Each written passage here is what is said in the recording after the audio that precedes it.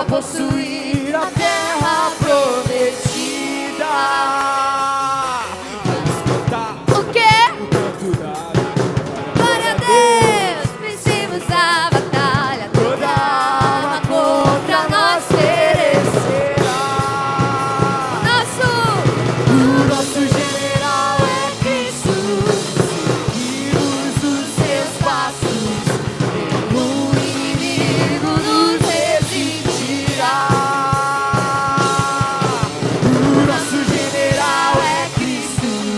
Seguimos os seus passos. O inimigo nos resistirá. O nosso general é Cristo. Seguimos os seus passos. O inimigo nos resistirá. O nosso general é Cristo. Seguimos os seus passos. O inimigo Nos resistirá.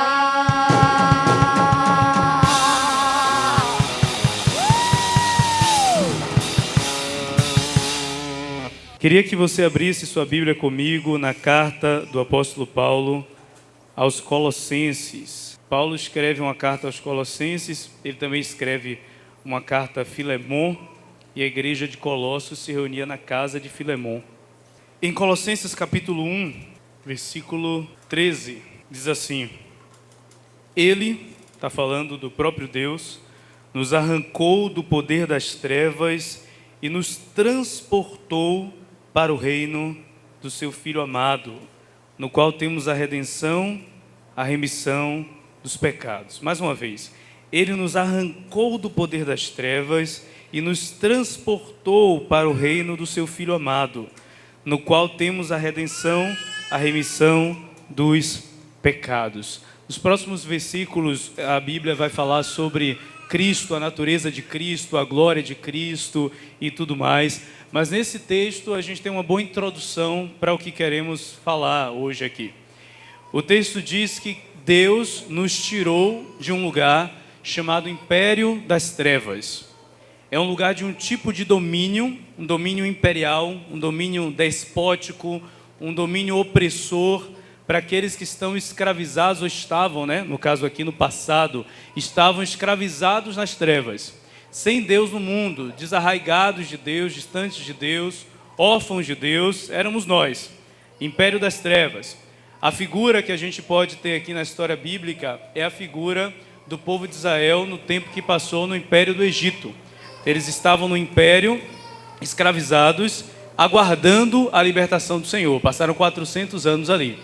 E o texto continua dizendo que o Espírito do Senhor operou em nós uma espécie de transporte. Ele nos arranca de um império de trevas e nos enxerta e nos coloca no reino do Filho amado, do Filho do seu amor.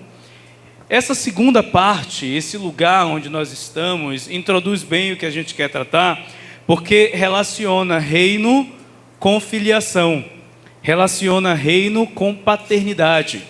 Então, se de um lado o império é das trevas e a gente estava sem Deus, do outro lado, no reino do Filho, nós também nos tornamos filhos. Então nós encontramos a paternidade de Deus, que é o nosso tema de hoje, nesse lugar chamado Reino de Deus. De maneira que não dá para dissociar a soberania de Deus da paternidade de Deus.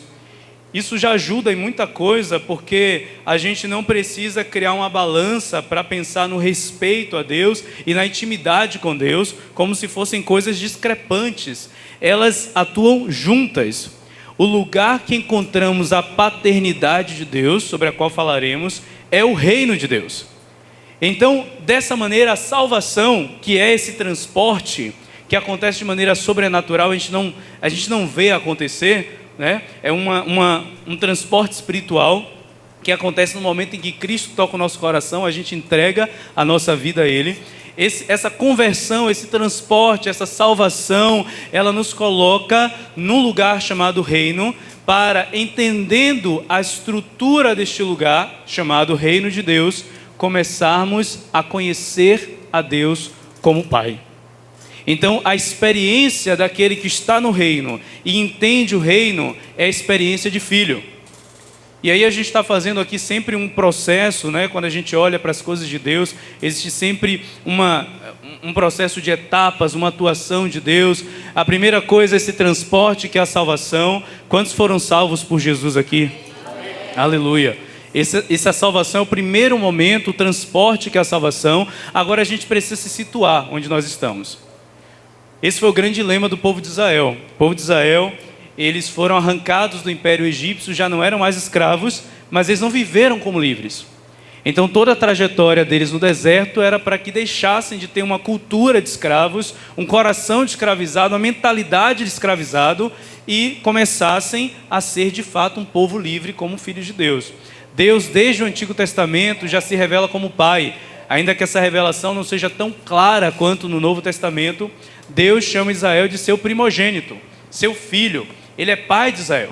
Ele está construindo em Israel outra natureza, não daquele que faz muitas coisas para, mas que experimenta com. Então sai da mentalidade de escravo para entrar na mentalidade de filho. Mas foi o grande dilema da nação de Israel. E muitos não conseguiram, né? Pereceram nesse caminho por não entender essa transição. Então a primeira coisa que a gente deve entender, uma vez salvos, é que estamos num novo lugar chamado reino. Nesse lugar chamado reino, a coisa mais importante é entender que existe um rei. Existe uma soberania. Existe um conjunto, um funcionamento que está designado por este rei. E agora, quando nós começamos a conhecer esta lei de Deus, quando nós começamos a amar essa lei de Deus, quando nós começamos a meditar nessa lei de Deus, a gente vai sendo súdito desse rei, a gente vai se submetendo a esse rei, a gente percebe que é submissão como era no Império das Trevas, mas é totalmente diferente. É submissão também, mas a submissão tem outra natureza. A gente percebe que a gente ainda não tem vontade própria a fazer, porque no reino fazemos a vontade do rei, a vontade de outro. Assim como no império, escravizados, não fazíamos as nossas vontades, mas éramos guiados pelo Deus do século.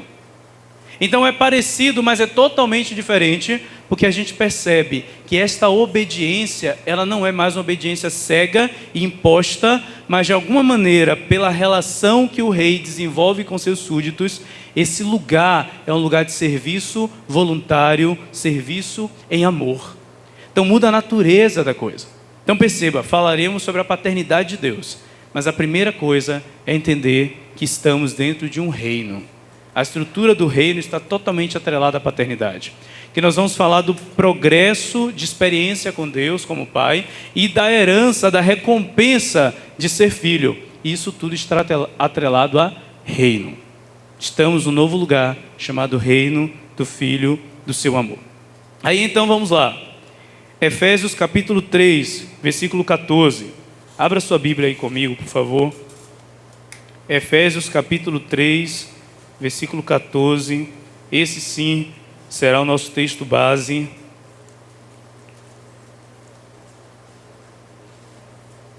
Efésios capítulo 3, versículo 14.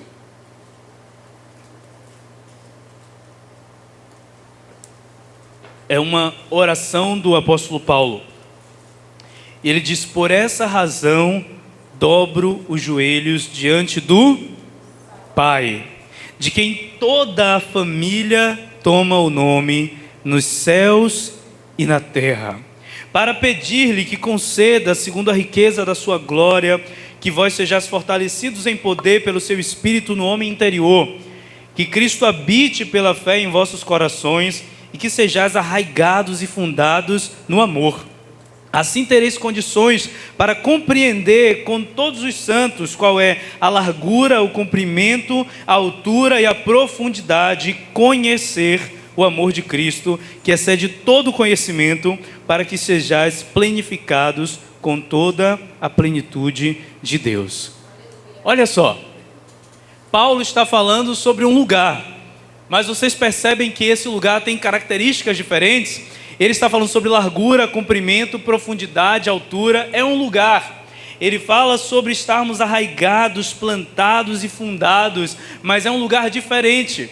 Então é uma continuidade dessa ideia, dessa verdade de que estamos num reino, que é o reino do Filho do Amor. E ele diz que estamos nesse lugar para que possamos experimentar de Cristo, que Cristo habite em nós, porque temos um Pai de quem toda a família toma o nome. Quando a palavra pai aparece aqui, a palavra para pai em latim é a palavra pater, pater em latim, para pai. E essa palavra dá origem a outras palavras importantes que aparecem aqui também. A primeira delas é que quando a Bíblia fala de quem toda a família toma o nome, a palavra para família aí é, na verdade, a palavra pátria.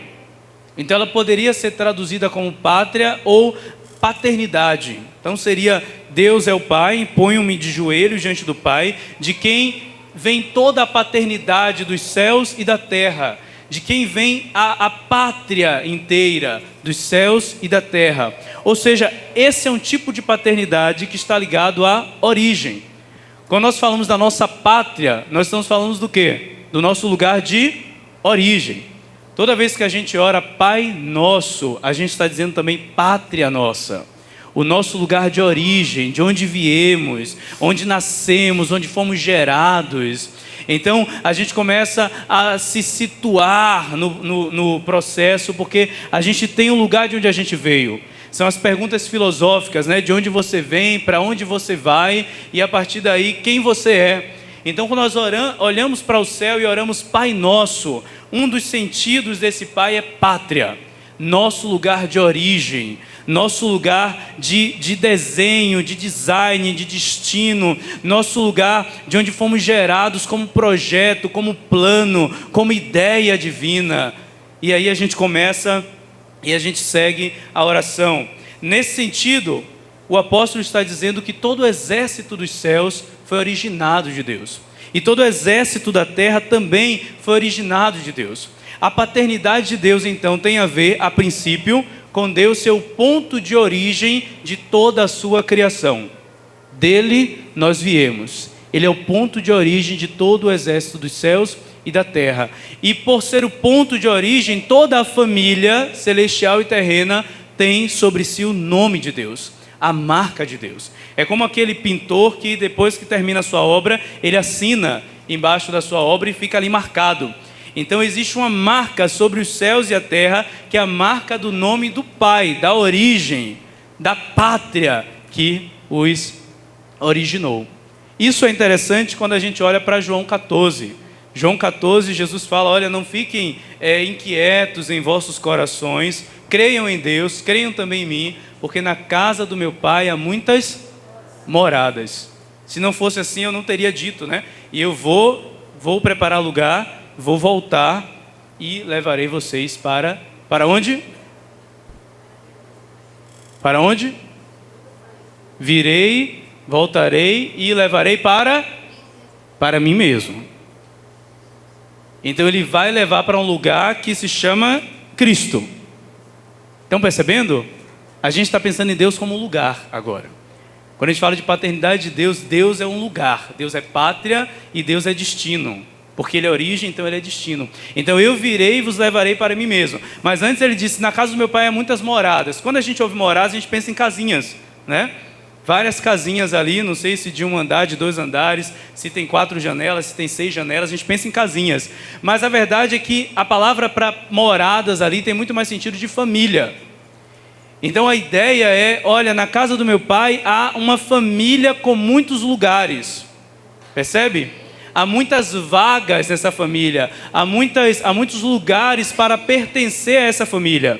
Então há uma garantia de uma família nos céus. Eu vou voltar, eu estou aqui na verdade para que vocês entendam sobre essa família, sejam inseridos nessa família. Eu vou preparar o lugar de vocês, vou voltar e vou levar vocês para esse lugar chamado família de Deus, que no caso ele diz para mim mesmo, para o próprio Cristo. Então a família é um lugar de pertencimento que foi dado origem pelo próprio Deus.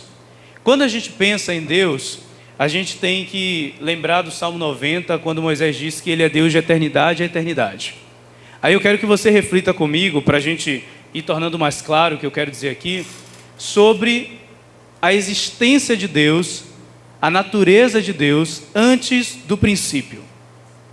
Como que a nossa Bíblia começa? Quem sabe dizer? No princípio, Deus criou. Bom, então ali está começando alguma coisa, né? No princípio. E antes do princípio? Então, Gênesis 1 não fala de antes do princípio. Talvez a gente encontre outros textos lá na frente, na Bíblia, que vai falar. Mas Gênesis 1 começa do princípio. Mas quando ele começa do princípio, ele começa com Deus criando. Ou seja, este Deus que está em atuação no princípio, por óbvio, tem de existir antes do princípio. Porque senão se narraria no princípio a criação de Deus. Mas Deus já está existindo no princípio. Então esse Deus está antes do princípio. Agora, o que foi criado no princípio? Todas as coisas. Então, as nossas ideias de espaço-tempo, o tempo foi criado no princípio. A matéria foi criada no princípio, os lugares foram criados no princípio. Ou seja, Deus não estava condicionado a tempo antes do princípio, porque o princípio é o início da contagem. E Deus não estava em lugar nenhum antes do princípio, porque Ele cria lugares. Então a gente vai começando a pensar sobre Deus e a gente vai perdendo, né? Aquilo que começamos a falar 2, 3 quintas atrás. A gente vai perdendo ali um pouco a condição de mensurar quem Deus é, de eternidade a eternidade. O que nós sabemos sobre Deus, e eu vou falar isso, não se assuste, né? E vou explicar, é que Deus não existe. Então talvez seja uma coisa forte, né? Dizer isso, ainda mais na igreja.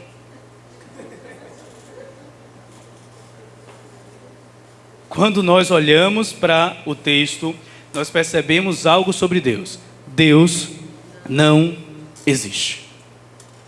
Que absurdo é esse? Não, veja só. Eu existo. Você existe. Esta mesa existe. Esta cadeira existe. Ela veio à existência e ela um dia vai passar, como nós também vamos passar. Mas Deus é o autor da existência. E como autor da existência, Ele não pode estar condicionado àquilo que Ele mesmo criou. Então Deus não existe, Deus é. Percebe? O que existe são as coisas. Deus é, e as coisas começam a ser por causa da essência daquele que é desde a eternidade. E por ser, não está condicionado a tempo. Por isso Ele não vem a existir no princípio. Ele é, e todas as coisas que existem vieram a existir por causa dele. Percebe? Então, por isso que a gente fica numa discussão boba com ateus, porque ateus querem provar que Deus existe. Ora, Deus não existe, então você não tem como provar que Ele existe. Deus é. O que se prova que existe são as coisas que você pode submeter ao método científico. Se você tentar examinar Deus para capturar a existência de Deus, você não vai conseguir. Deus não se submete a isso, Ele é. Percebe? Então esse Deus é desde a eternidade. Ele cria a existência e as coisas que existem. Ele é maior que a existência. É claro que Ele entra na existência e começa a existir como um bebê na manjedoura, cresce como um homem judeu, morre na cruz e ressuscita com um corpo vivo, né? Mas Ele é. Deus é. E quando nós pensamos esse Deus que é, nós entendemos que esse Deus que é família em si mesmo. Deus desde a eternidade é Pai, Filho e Espírito Santo. Então quando é que Jesus começou a existir? Ora, Jesus foi gerado na eternidade. Está lá no Salmo 2. Tu és meu filho, hoje te gerei. Pede-me, te darei as nações por herança. Esse hoje é quando? É um hoje na eternidade, ou seja, é sempre. Todo ponto na eternidade não pode ser ponto, porque a eternidade não é linha. Percebe? Então Cristo foi gerado quando? Sempre, gerado de Deus desde a eternidade. Ele existe para sempre, Ele é para sempre, com o Pai e o Espírito Santo. Dá para entender isso, gente? Não, não dá para entender. Não diga que sim. Isso é um mistério chamado Trindade. Esse negócio não é para entender. Você experimenta isso e você consegue perceber na Bíblia que estamos falando de Pai, Filho e Espírito Santo, mas não estamos falando de 3 deuses, um Deus só. A palavra, Deuteronômio capítulo 6, diz: ouve Israel, o Senhor nosso Deus é único. O Senhor nosso Deus é um só. É a confissão de fé de Israel. Agora a palavra ali é a palavra hebraica errad. Errad. Essa palavra errad é a palavra que você usa para falar, por exemplo, sobre cachos de uva. Então você vê um cacho de uva e você diz um cacho de uva. Errad. Mas o cacho de uva, para ser um cacho de uva, tem que ser plural, tem que ser muitas uvas. Porque se não forem muitas uvas, não é um cacho. Percebe? Se for uma uva só, não é um cacho. Então, esse singular existe pela natureza plural. Por serem muitas uvas, é um cacho. Então, Deus é um, Pai, Filho e Espírito Santo. Percebe? Deus é um, Pai, Filho e Espírito Santo. E o que é que eles faziam na eternidade? Se amavam, como se amam desde a eternidade. O Pai ama o Filho, o Pai ama o Espírito. O Filho ama o Pai e ama o Espírito. O Espírito ama o Pai e ama o Filho, igualmente. Eles dão a glória um para o outro, né, desde a eternidade. Deus não precisava criar nada. Deus não precisava criar você, nem a mim. Deus não precisava trazer nada à existência. Deus é completo, absoluto, eterno. Deus não tinha necessidades nenhuma. Pai eternamente. Mas essa relação de amor de Deus fez com que a paternidade de Deus naturalmente desse origem às coisas que existem. Deus, por ser pátria desde a eternidade, Ele é lugar. E Ele é lugar de quê ou de quem? De tudo aquilo que Ele criou, por ser esse lugar de paternidade.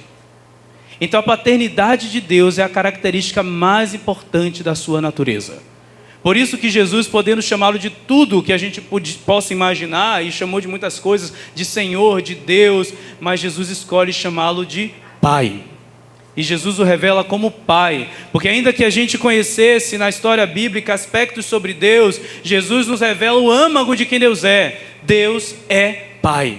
A paternidade de Deus é o principal aspecto da sua natureza. E por ser Pai é que Ele foi dando origem a tudo aquilo que existe.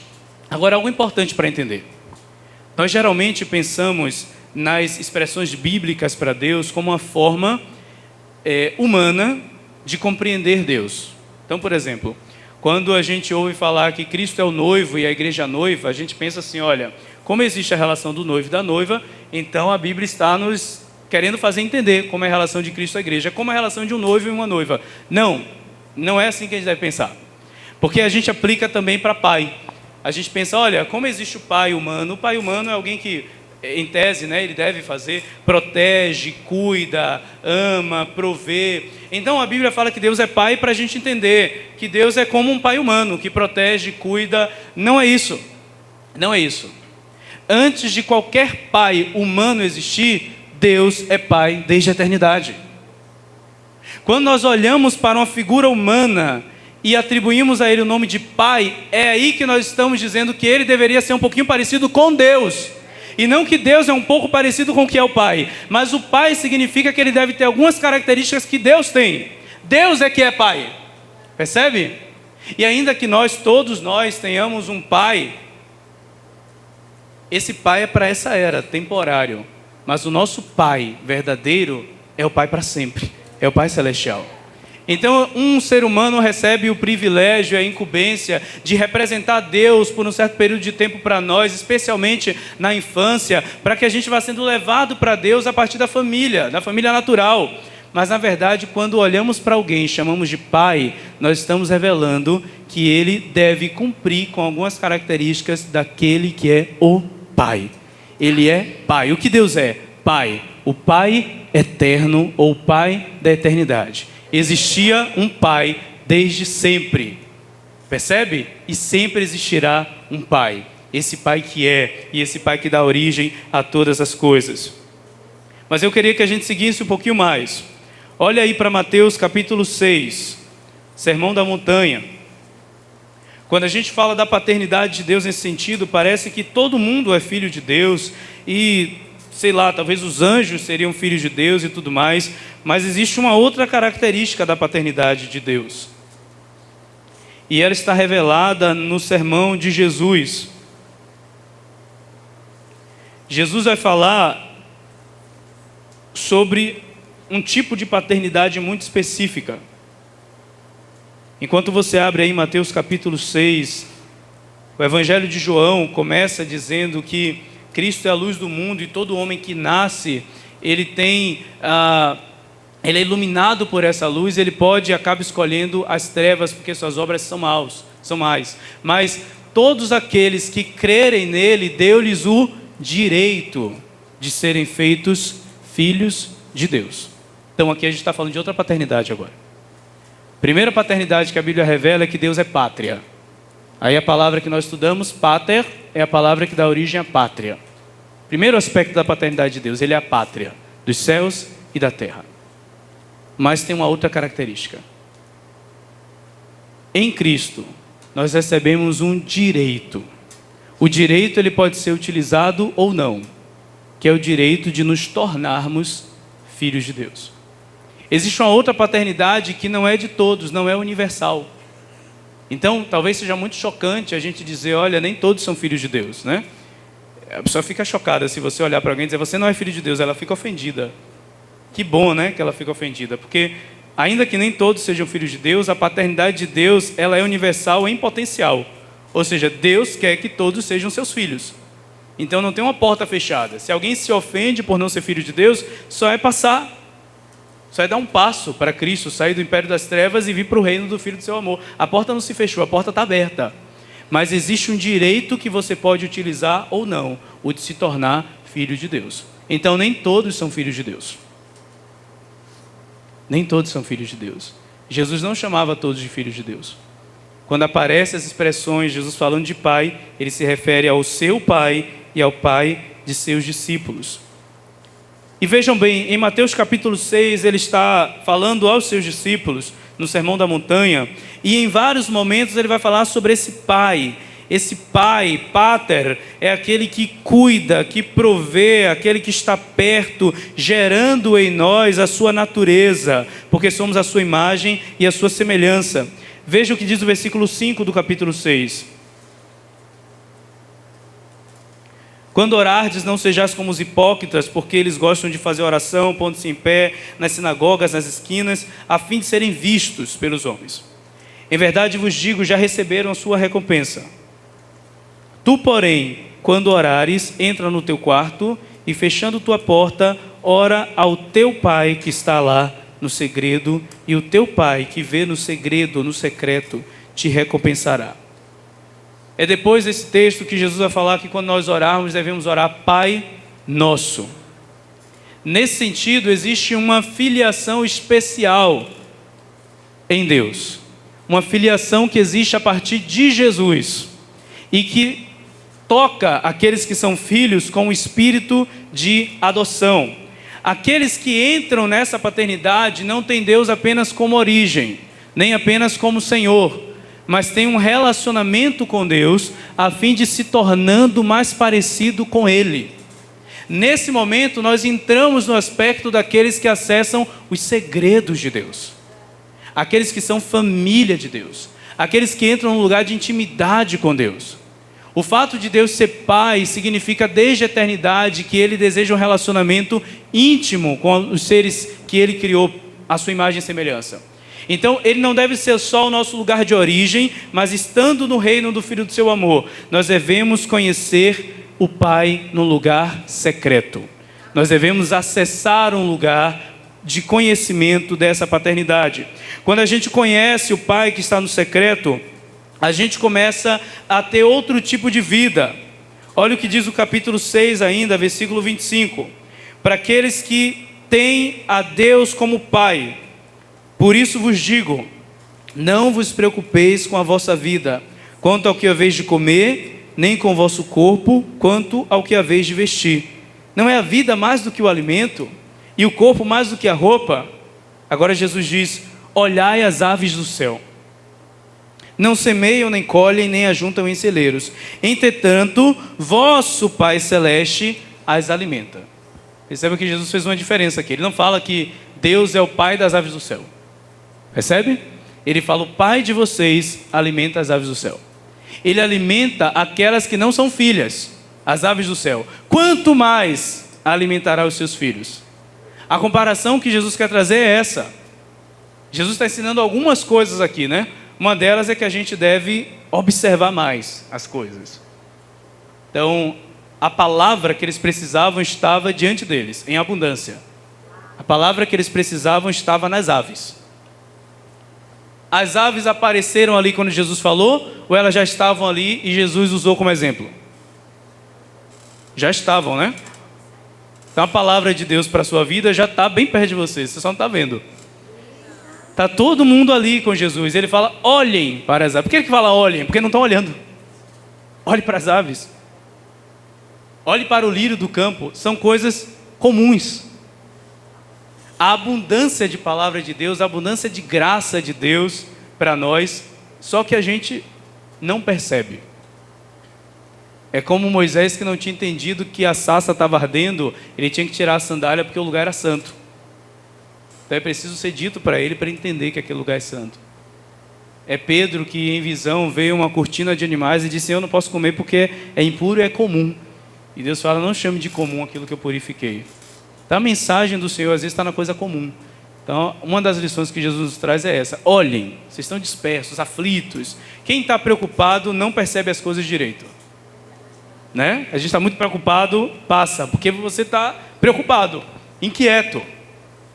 Às vezes a solução está na tua frente, mas você está inquieto. Então Jesus fala, olhe para as aves do céu. Contemplar, parar um pouco, ver o que já está posto. E aí ele vai dar uma lição a partir das aves do céu. E ele vai dizer, o vosso Pai celeste as alimenta. Ora, não valeis vocês mais do que elas? É uma pergunta óbvia, né? Quem dentre vós, com as suas preocupações, pode acrescentar 1 centímetro à sua estatura ou 1 ano à sua duração de vida? Vejam, gente, ninguém nunca encontrou uma ave, um passarinho qualquer, com crise de identidade. Alguém já encontrou? O passarinho que não sabe se é passarinho, se é macaco, se é abelha. Ninguém nunca encontrou. Ninguém nunca encontrou um pássaro qualquer preocupado, né? E eles não são filhos, mas eles esperam, eles aguardam. Quanto mais vocês. Se a gente olha por essa ótica, que é a ótica de Jesus, é ridícula a nossa preocupação, não é? É ridículo, é absurdo o que a gente está fazendo. E isso pode denunciar que, apesar da gente orar Pai Nosso e de entender que Deus é nosso Pai, a gente não tem a prática de filiação. A gente não crê. A gente sabe que a Bíblia diz que Deus é Pai, a gente ora dizendo Pai, mas a gente não crê que Deus é Pai. A gente não confia nesse Pai. Aquele exemplo certeiro, você pegar uma criança pequena, coloca ela no alto, pede para ela se jogar. Talvez de primeira ela olhe um pouquinho, algumas já se jogam, outras olham um pouquinho, vai se jogar, o pai vai segurar. Na segunda vez, você nem acabou de deixar ela lá e já está se jogando. Porque ela percebeu que é seguro. Ela se joga, o pai pega, então ela se joga de novo. Então parece que a gente tem dificuldade nessa parte. A gente não se joga porque a gente pensa, se eu me jogar, eu vou quebrar minha cara. Percebe? E Deus está dizendo, eu sou seu pai. Você diz, opa, peraí, mas eu quero mais garantias. Então o pai é um pai. Jesus sempre usa esse exemplo, ele fala, olha, qual de vocês, o filho pedindo pão, vai dar pedra? O filho pedindo peixe, vai dar cobra? E ele fala, se vocês que são maus dão boas coisas aos seus filhos, quanto mais o vosso Pai Celestial dará a vocês o Espírito Santo. Está lá em Lucas isso. Percebe, gente? Pensando da ótica de Jesus, é ridícula a nossa preocupação. E a gente precisa ser batizado com o amor de Deus Pai. A gente precisa. A gente está andando muito como adulto, mas a gente não está entendendo que a maturidade é para que a gente não seja levado por todo o vento que tem por aí, mas não é para dizer, agora eu cuido de mim mesmo, eu sou independente. Não, a gente ainda tem um pai. E o pai ainda cuida da gente. Eu estava falando no domingo, dia dos pais, que Deus não tem neto, né? Porque geralmente os pais ficam preocupados. Como é que eu vou cuidar do meu filho? Ai, meu Deus do céu, olha, o teu filho é filho de Deus. Você está preocupado com o que ele vai comer? Imagina Deus. Você acha que quem é mais eficiente para sustentar ele? Você ou Deus? Você acha que quem ama mais ele? Você ou Deus?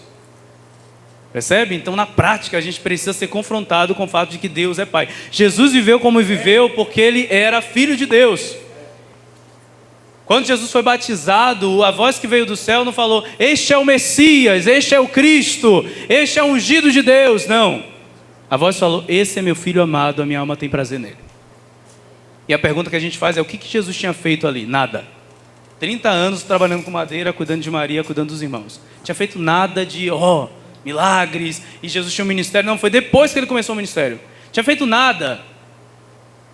E Deus olha para ele e fala: esse é meu filho, a minha alma tem prazer nele. Por quê, Senhor? O que é que eu fiz para a tua alma ter prazer em mim? Não é o que você fez, é o que você é meu filho. Percebe? É outra crise que vai embora, que a gente fica: meu Deus, eu não estou fazendo nada para o Senhor. Calma. Você não é funcionário. Você é filho. A lógica é outra. A gente pensa como se Deus fosse nosso chefe. Deus me perdoa, eu não estou entregando o que eu deveria entregar, não estou batendo as metas. Calma.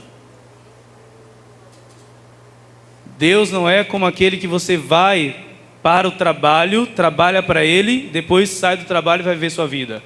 Deus é como aquele que você chega em casa e Ele está esperando você. Para quê? Em casa, às vezes, não tem pauta. Em casa, a gente vai sentar, vai conversar, vai se abraçar, vai ficar junto, até em silêncio. Vai se curtir, é família. Vai almoçar junto, vai viver. Vai partilhar os dias, as tristezas, as alegrias. Precisa ficar com vergonha: olha, eu não entreguei, eu não consegui. Não. Na família, a gente tem que abrir, dizer: olha, eu estou com essa dificuldade, me ajude. Deus é Pai. Cristo vem rompendo o véu e abrindo um novo caminho, porque Ele diz: agora vocês têm um Pai. E a gente não pode enterrar essa verdade. Deus é Pai. E quem tem um Pai tem braço aberto sempre. Porque nós somos filhos. Não é o que estamos fazendo, é o que somos. Nós somos filhos de Deus. E Deus é nosso Pai. Então Ele vai dizer: olhe para os lírios do campo. Eles não estão preocupados com a roupa que vestem. E eu vos asseguro que nem Salomão, em toda a sua glória, se vestiu como dele. Isso aqui é lindo, porque Jesus tem um olhar de beleza, né? Ele olha o lírio do campo, a gente às vezes passa e pisa. Jesus olha e Ele vê beleza. E percebe a arte de Deus, o pincel de Deus. Ele fala: nem Salomão, em toda a sua glória, se vestiu como esse lírio do campo. Jesus está em paz. E olha o que Ele diz no versículo 31. Por isso não andeis preocupados, dizendo: o que a gente vai comer, o que a gente vai beber, o que a gente vai vestir. De fato, os pagãos estão à procura de tudo isso. Vosso Pai Celeste sabe que tendes necessidade de todas essas coisas. O que Ele está dizendo é: esquece esse negócio, deixa para o Pai. Agora vem a parte de vocês. Busquem em primeiro lugar o seu reino. Olha como reino e paternidade estão relacionados. Busque o reino e a justiça, e todas essas coisas vos serão acrescentadas. Não vos preocupem, portanto, com o dia de amanhã, pois o dia de amanhã se preocupará consigo mesmo. Ou seja, basta cada dia o seu próprio mal. Não fiquem aí projetando que no futuro vai ser assim, vai ser assado. Não, vivam o pão nosso de cada dia, nos dá hoje. Só entende que o pão é de hoje quem percebe que quem dá o pão é o Pai. O povo de Israel estava para aprender isso, por isso que quando o maná descia, eles armazenavam. E Deus falava: não armazene, porque vai apodrecer. Todo dia vai cair do céu. Olha que provocação de Deus, né? Ah, Senhor, será? Já caiu um monte, vai cair amanhã. Meu Deus, deixa eu garantir esse negócio aqui. Cair do céu, eu vou guardar. O povo de Israel foi e guardava. Quando chegar no outro dia, tudo apodrecido. Não deu certo. Aí o que você vai ter que fazer? Vai ter que esperar. Aí olha o orvalho, o maná caindo do céu. Sabe que a palavra maná em hebraico é manhu, que significa: o que é isso? Eles disseram: olha, a gente está comendo o que é isso? Essa é a palavra, manhu. O que é isso? Ninguém sabia o que era. O que está acontecendo, gente? Está caindo comida do céu. Isso é absurdo. E Deus continua o mesmo. A oração de Jesus não é: nos dá uma padaria para a gente armazenar pão. A oração de Jesus é: o pão nosso de cada dia. Mas sabe por que Jesus ora isso tranquilo? Porque Ele começou orando o Pai Nosso. Percebeu? Se você não entendeu a primeira linha, o resto da oração não vai ser legal. Você vai ter dificuldade com o pão nosso, você vai ter dificuldade com perdoar as dívidas, porque você não entendeu o princípio: Pai Nosso. Se o Pai é nosso, o restante todo está garantido. A oração do Pai Nosso faz sentido, ela é concreta para a gente. E a gente não fica muito perturbado, tá bom? Agora, uma coisa interessante: Sermão da Montanha é quase você no divã de Jesus, né? Jesus, o maior psicólogo que já existiu. Só que Jesus não é psicólogo, ele é rei. Porque ele não tá, você não está na terapia, que ele está ali te dando orientações, ele está te dando ordens. Quando ele fala não se preocupe, não é um conselho legal, ainda que seja também. Não se preocupe é uma ordem. Então, se você pensa assim, Jesus me deu um conselho, mas não estou conseguindo, você não tem escolha, você não pode se preocupar. Ele mandou, você vai lá, o rei mandou dizer, não se preocupe. Então, não se preocupe. Aí, vê o que vai acontecer. Dobra a aposta para ver se Deus é Deus mesmo. Eu tenho certeza que você vai conhecer o Pai. Romanos capítulo 8.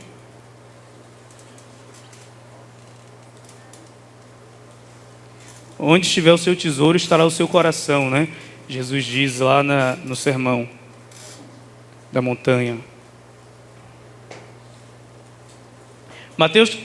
Romanos, capítulo 8, versículo 14, vai dizer assim: todos os que são guiados pelo Espírito de Deus são filhos de Deus. Ou seja, quem é filho de Deus? Aquele que é guiado pelo Espírito de Deus. Então, não é todo mundo que é filho de Deus. Aqueles que são guiados pelo Espírito de Deus são filhos de Deus. Com efeito, não recebestes um espírito de escravidão. Nós não estamos no império, gente. Não é sobre produtividade. É sobre onde nós estamos enraizados. Então vocês não receberam o espírito de escravidão para recair no medo, mas recebestes um espírito de filhos por adoção, pelo qual clamamos: Abba, Pai. A palavra Abba é a palavra mais básica do hebraico. Aquela que não há nenhuma sofisticação para falar. Então, geralmente, é a primeira palavra que a criança fala em hebraico. Abba. Abba. Então, é quando você não sabe falar nada, não tem competência para falar nada, para fazer nada, você só consegue fazer a coisa mínima. A coisa mínima é Abba, Pai. A criança não fala mais nada. Ela fala Abba, e o pai aparece e faz todo o resto. O pai identifica a necessidade dela. Se ela está de xixi, tem que ser trocada. Se ela está com fome, tem que dar de comer. Ela só fala Abba. Ela não sabe falar mais nada. Percebe? Quem aprende que Deus é Pai tem a chave da oração. A oração é Pai. Ainda que depois disso você só faça chorar. Pai. Não é sobre palavras bonitas ou sobre competências humanas. É sobre tornar-se filho de Deus. Nós não estamos mais no império. Nós não somos mais escravos.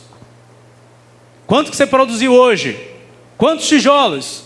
Glória a Deus, você produziu 100. E o outro produziu 50. Vamos orar aí, vamos aumentar essa produção. Não é sobre isso.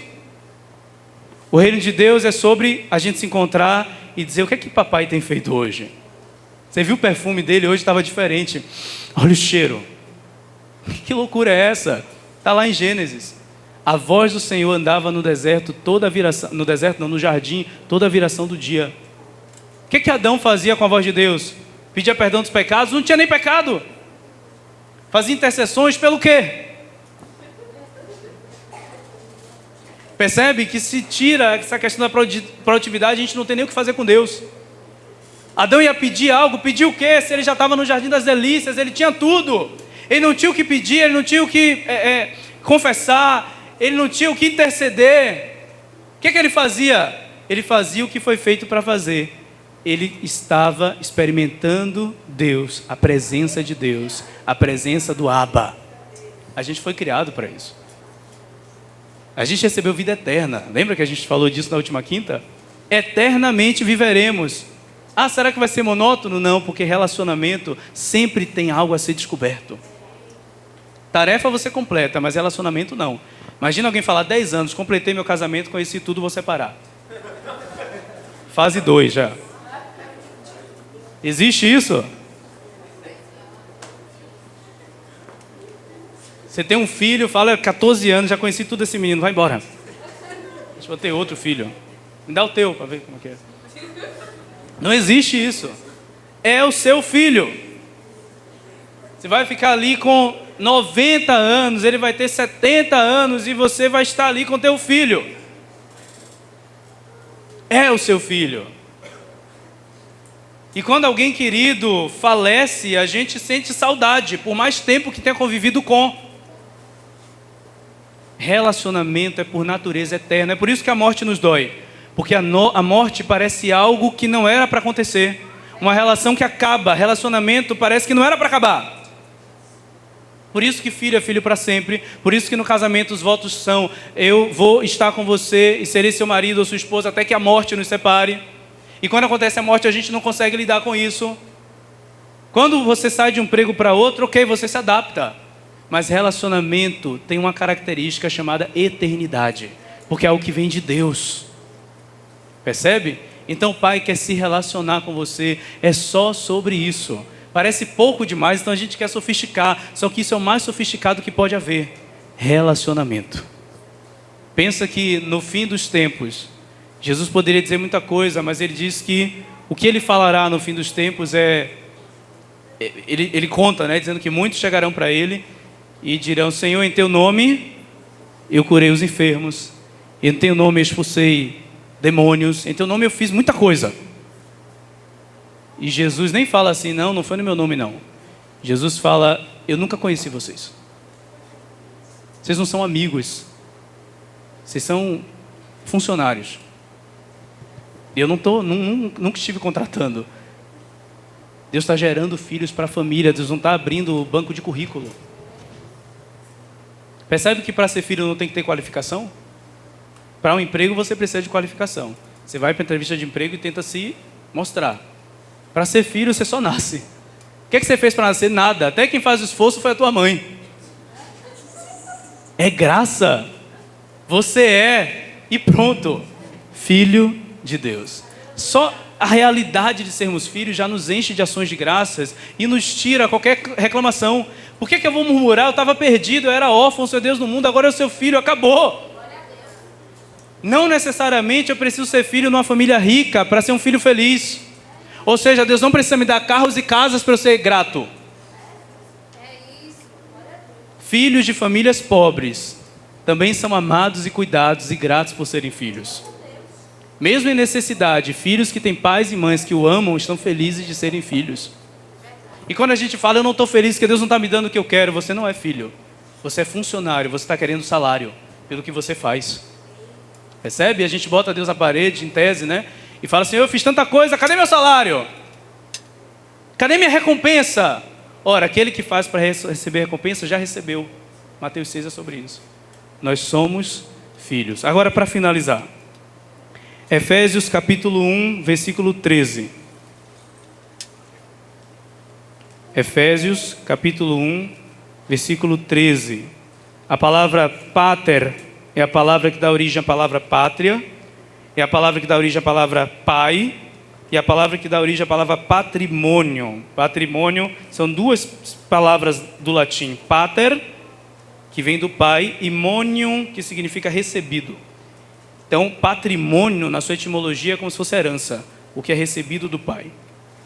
Efésios 1, versículo 13, diz assim: nele, em Cristo, também vós, tendo ouvido a palavra da verdade, o evangelho da vossa salvação, e nela tendo crido, foste selado pelo Espírito da promessa, o Espírito Santo, que é o penhor da nossa herança, para a redenção do povo que ele adquiriu para o louvor da sua glória. Agora eu pergunto: qual é a nossa herança? Tem pistas. A Bíblia diz que somos herdeiros de Deus e co-herdeiros com Cristo. O que é que Cristo recebeu? Ele recebeu a plenitude de Deus em forma corpórea. Percebe? Qual é a nossa herança? Será que a nossa herança são os bens que Deus pode nos dar? Vou terminar lendo o Salmo para responder essa pergunta. Salmo 16, verso 5.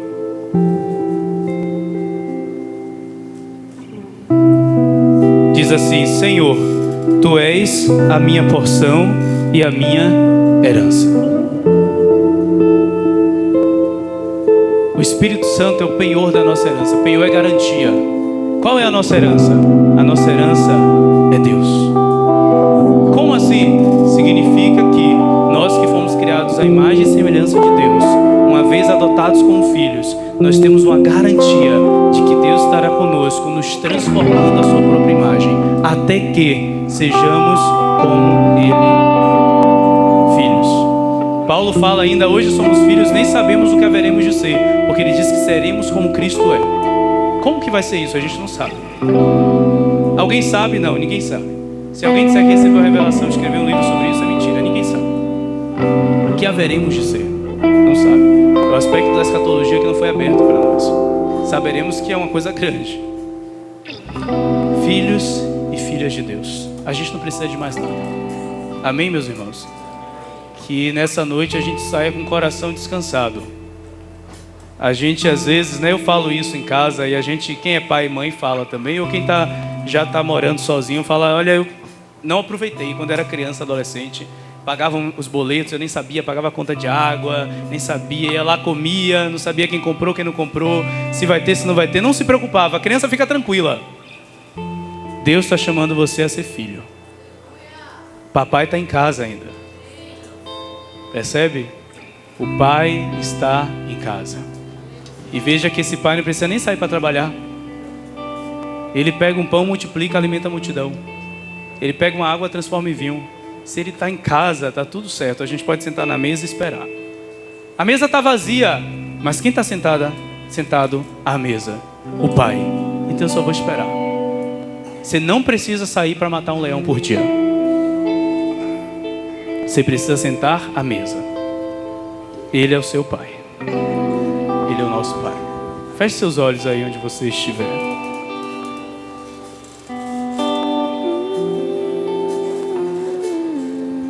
Feche seus olhos. É hora de mergulhar na graça.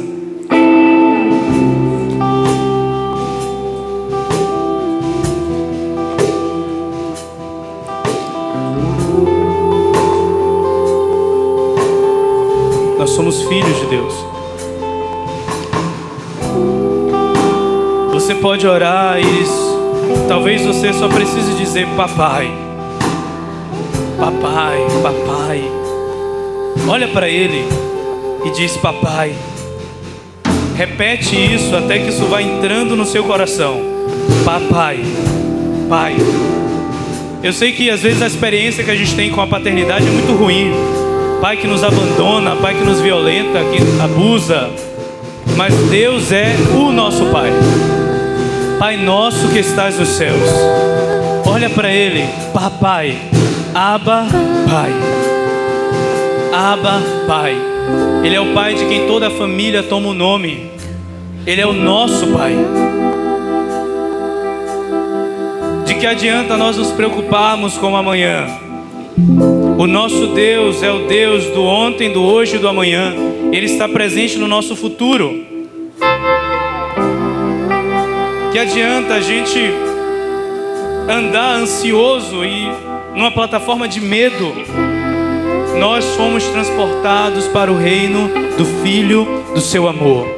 É Deus quem diz sobre nós: você é meu filho amado, em quem a minha alma tem prazer. Não pelo que você faz, mas pelo que Cristo fez. Obrigado, primogênito. Obrigado, irmão mais velho. Porque você pagou um preço para que nós tivéssemos o mesmo Pai. E o Senhor não se envergonha de nos chamar de irmãos. Portanto, somos co-herdeiros contigo, Jesus, e herdeiros do mesmo Pai, para termos impresso em nós a mesma imagem do mesmo Pai, de glória em glória, e nos tornarmos parecidos com o nosso Pai. Abba, Pai. Nós recebemos o Espírito de adoção, que ora dentro de nós, intercede pelas nossas fraquezas. Esse Espírito clama dentro de nós: Abba, Pai. Espírito Santo, nos ajude a confiar. Nos dê a revelação do Pai. Pai nosso que estás nos céus, santificado seja o teu nome. Venha a nós o teu reino. Seja feita a tua vontade, assim na terra como nos céus. O pão nosso de cada dia nos dai hoje. Perdoa as nossas dívidas, assim como nós perdoamos aos nossos devedores. E não nos deixes cair em tentação, mas livra-nos do mal, pois teu é o reino, o poder e a glória para sempre.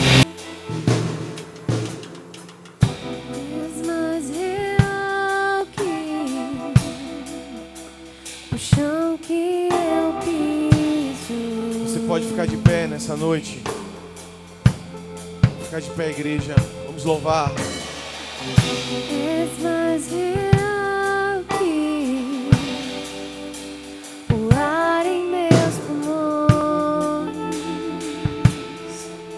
Feche teus olhos, cante ao Senhor.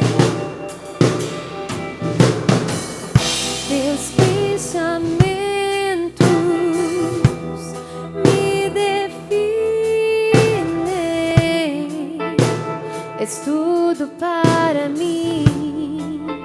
És a minha realidade.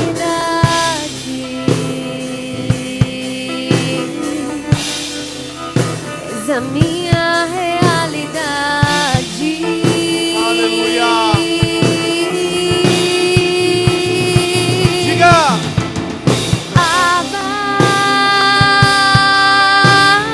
Abba, eu pertenço a ti.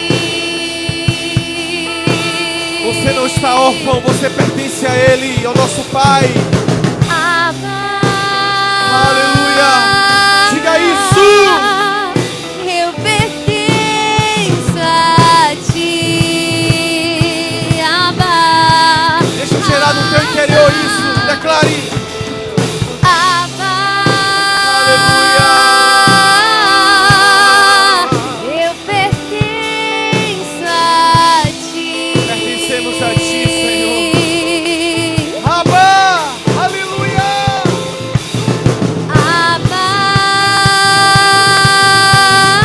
Abba, eu pertenço a ti. És a minha realidade. Tu és, Senhor. Tu és.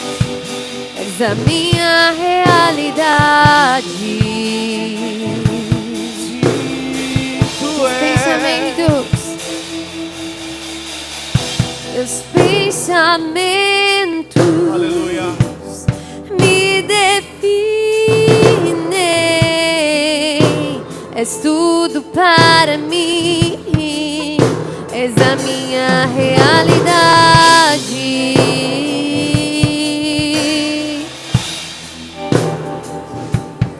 Meus pensamentos me definem, Senhor. Você pode dizer isso mais uma vez? Teus pensamentos me definem. És tudo para mim. Teus pensamentos me definem.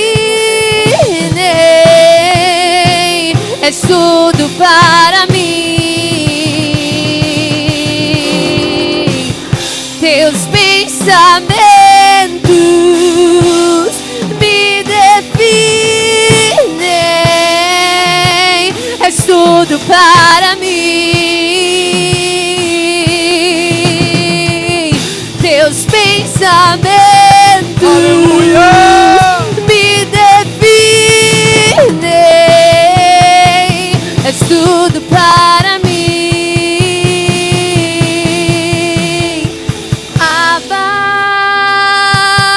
Diga, igreja, eu pertenço a ti. A ti, Abba. Abba, eu pertenço a ti. Aleluia.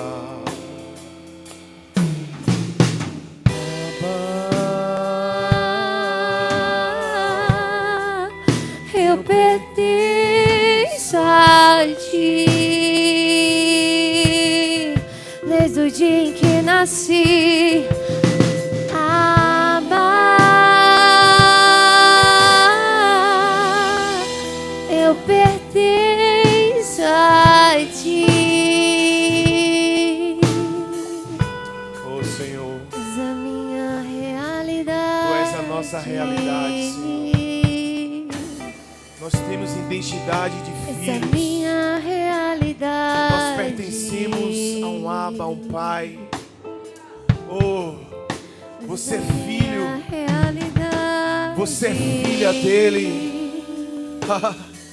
Você pode bater no teu peito e dizer: eu sou filho, eu sou filha. Eu pertenço a Ele. Ah, Senhor. Quantas vezes nos sentimos sozinhos, abandonados, mas o Senhor nunca nos abandona. Eis que estou convosco todos os dias, até as consumações dos séculos. Ele está ao nosso lado.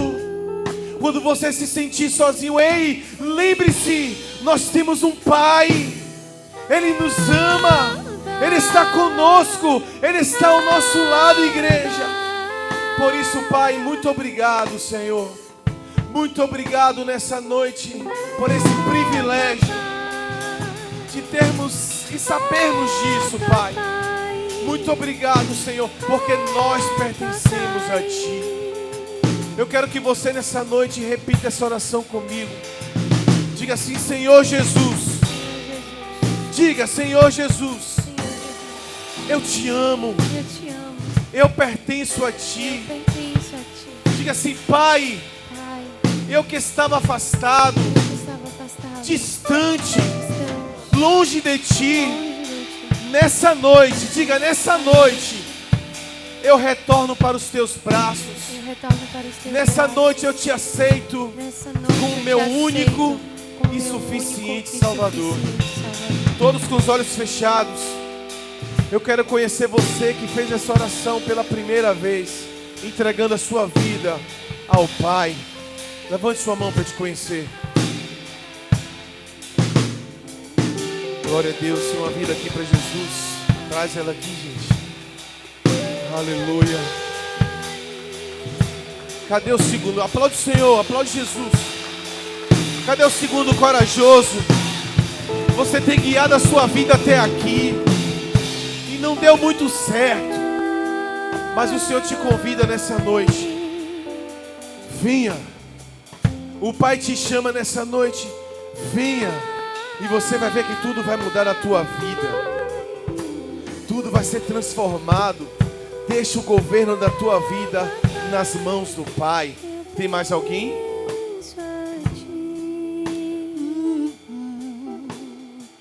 Meu Pai,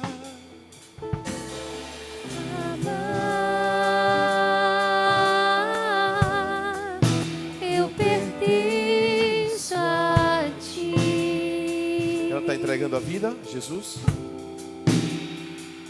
Venha, não tenha dúvida no seu coração. Vem cá, eu quero orar por você.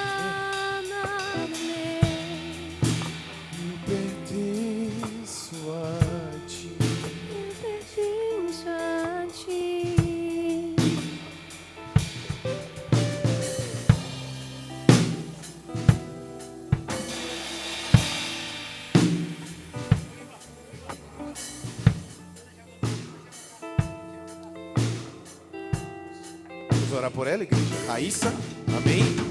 Feche seus olhos, libere palavras sobre a vida dela. Jesus, aqui está tua filha Raíssa, Senhor. Ela é tua filha. Nós oramos pela vida dela nessa noite. Te agradecemos, ó Pai, porque o coração da tua filha pertence a Ti. Ela é tua, Senhor. Nós quebramos na vida de Raíssa todo o mal, tudo aquilo que foi projetado para a derrota, para a tristeza, para o desânimo da vida dela. Nós quebramos em nome de Jesus. Tome a vida de Raíssa em tuas mãos, Senhor. O coração dela, Pai, a alma dela, Jesus.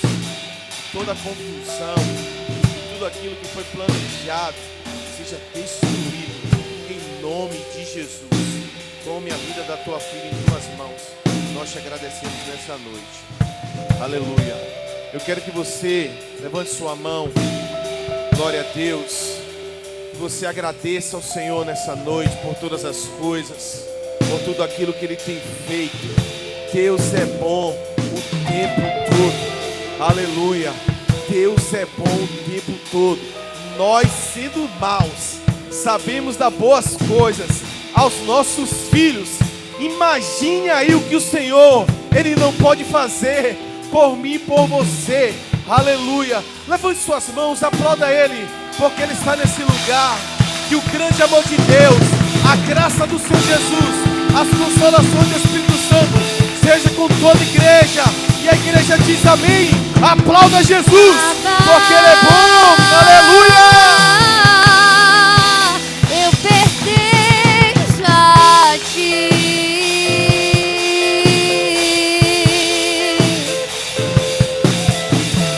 Abba, eu pertenço a Ti. Abba, Abba, eu pertenço a Ti.